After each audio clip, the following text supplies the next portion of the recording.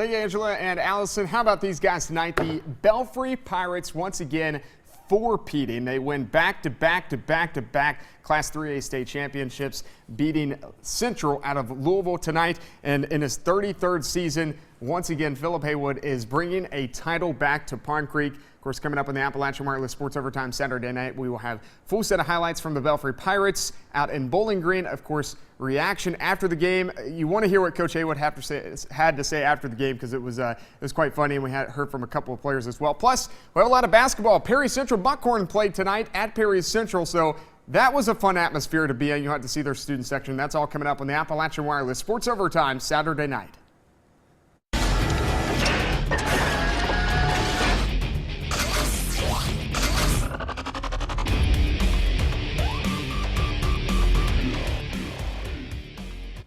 A four-peat in Bowling Green. Welcome into the Appalachian Wireless Sports Overtime Saturday night. I am Jamie McCracken. Tonight, the Belfry Pirates looking for their fourth straight state championship. Just 5 programs have won 4 straight. Belfry's opponent was a familiar one, the Central Yellow Jackets out of Louisville.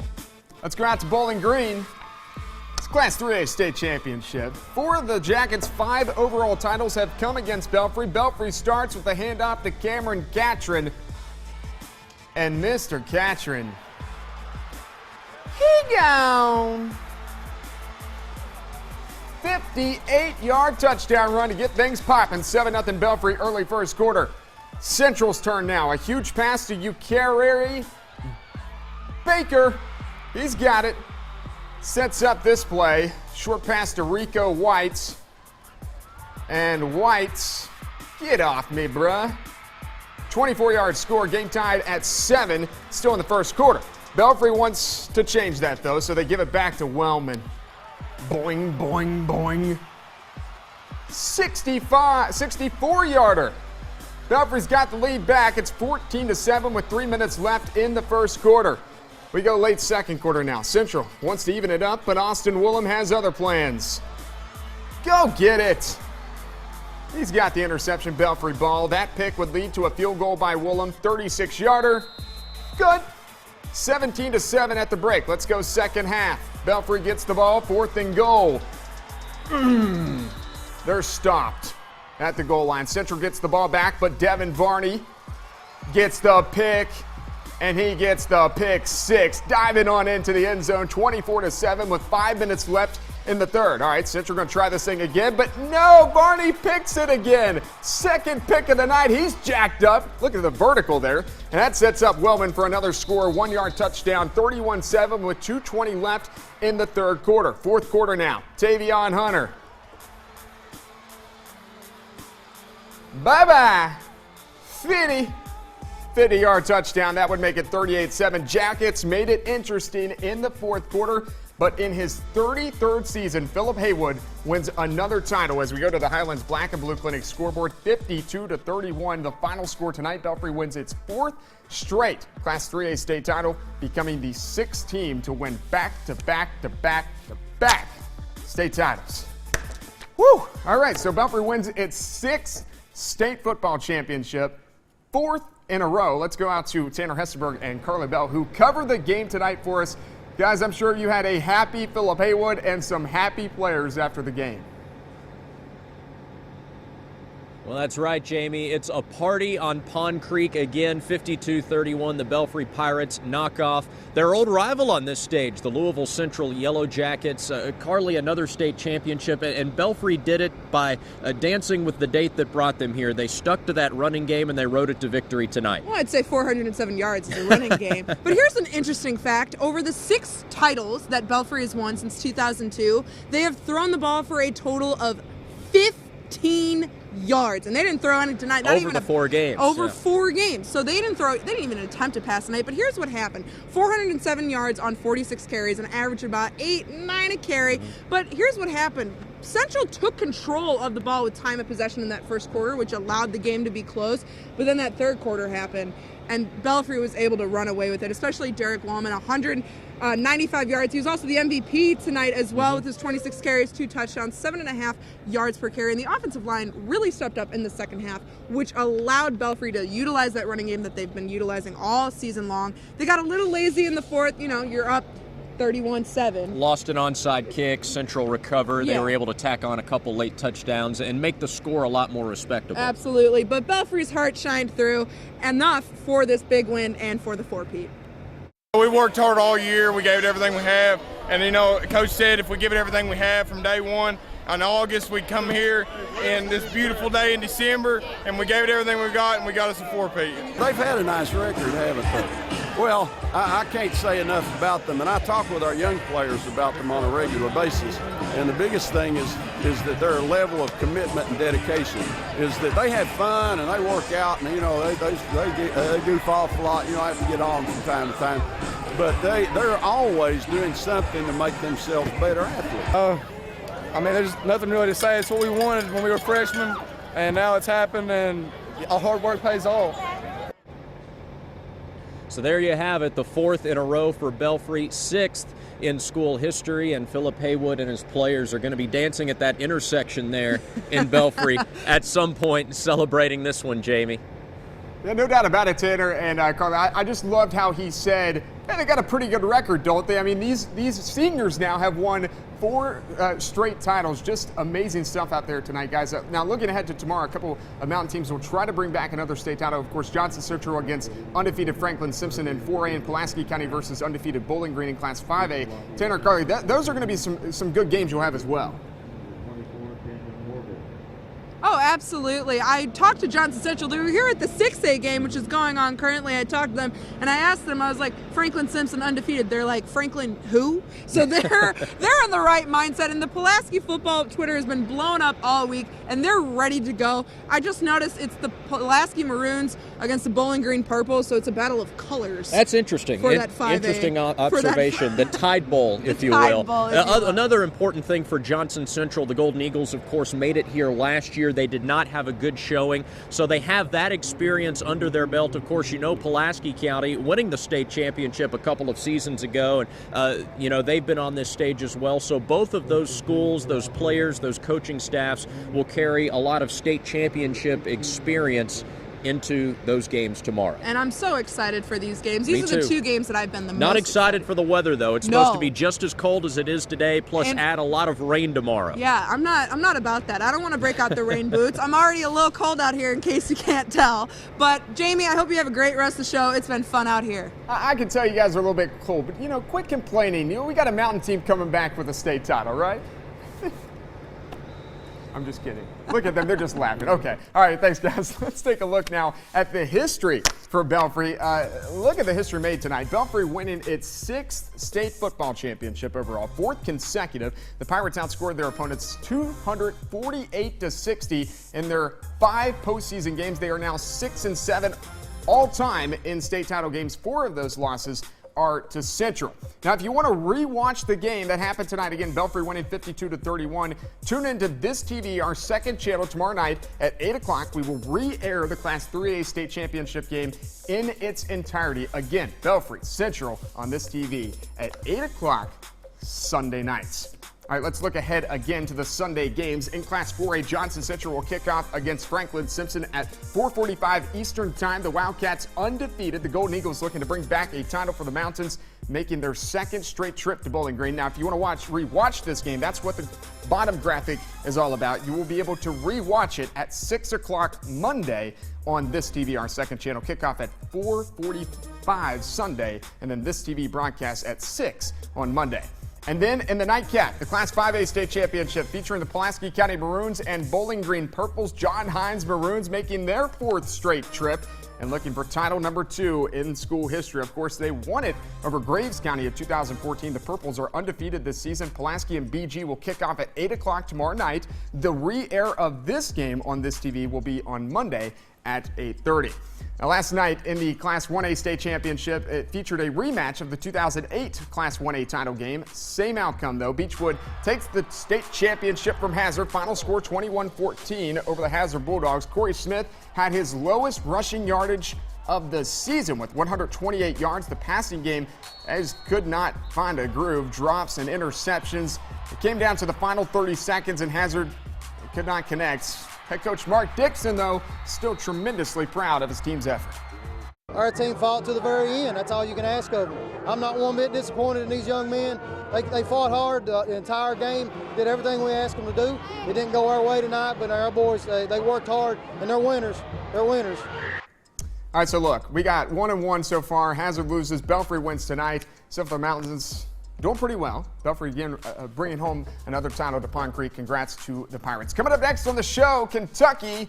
Ew, not so good. The #1 team in the nation falls to 11th ranked UCLA. We will take you down to the Rupp Arena floor for what happened to the Cats.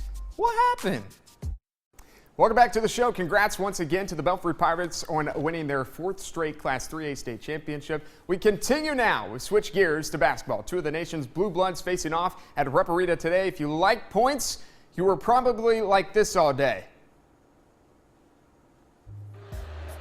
Yeah, top-ranked Kentucky riding a 42-game home winning streak. Welcoming in unbeaten UCLA. First half to Aaron Fox. Look at the dish to Derek Willis, throwing it down on the baseline. Cats lead by 7. A little bit later, Dominique Hawkins. Nope. Bam slam, though, there to clean it up. Career high 18 points and 13 boards for the freshman. 10 seconds now remaining in the half. Got to get a shot off. Lonzo Ball has your 3 ball. Real good, riding your eye hole.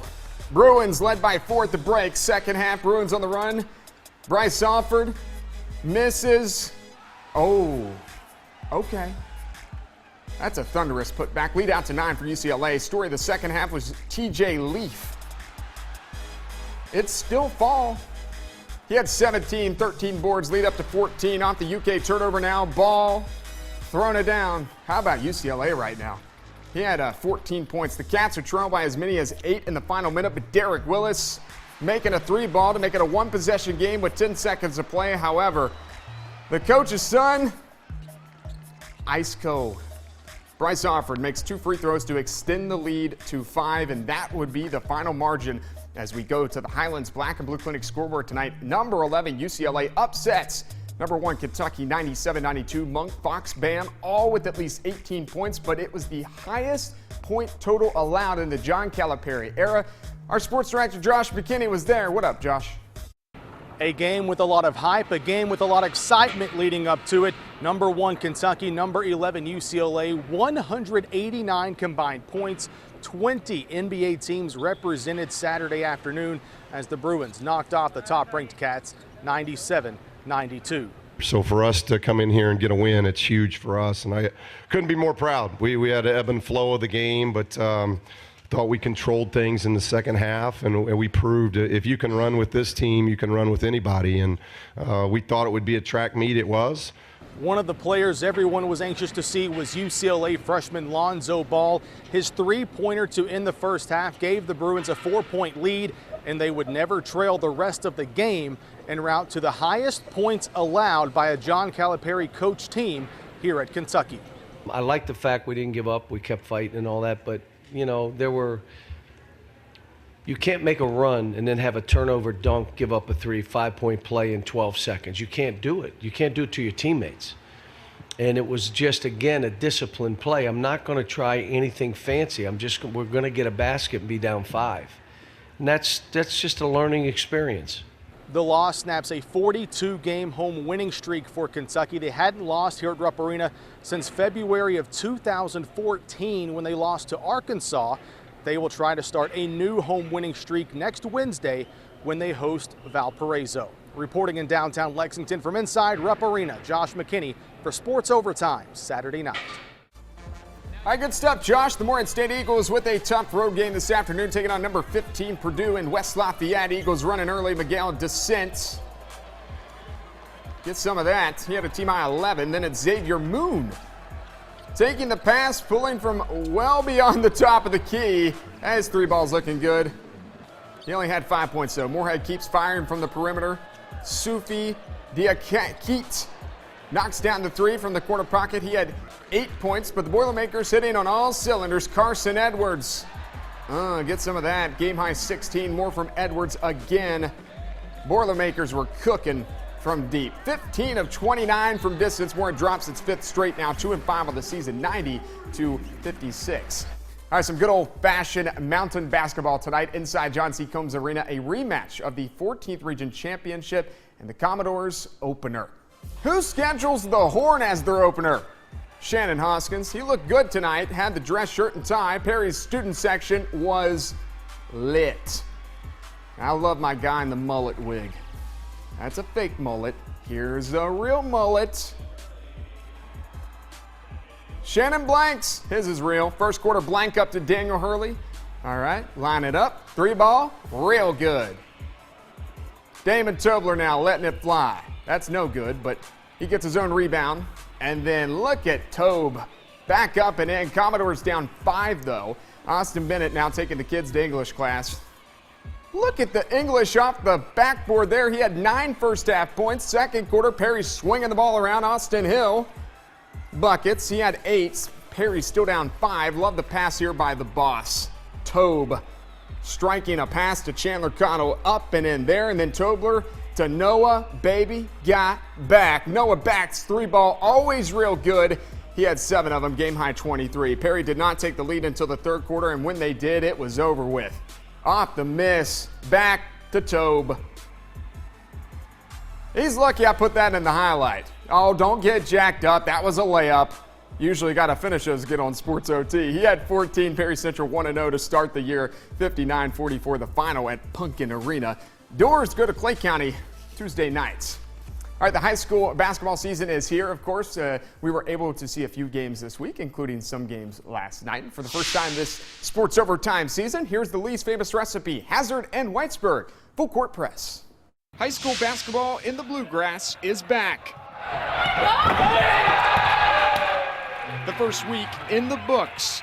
Out at the Legacy Nissan Classic, Corbin won its first game of the season by 20 over Mercer County. Andrew Taylor was filthy, scoring 39 points in the game.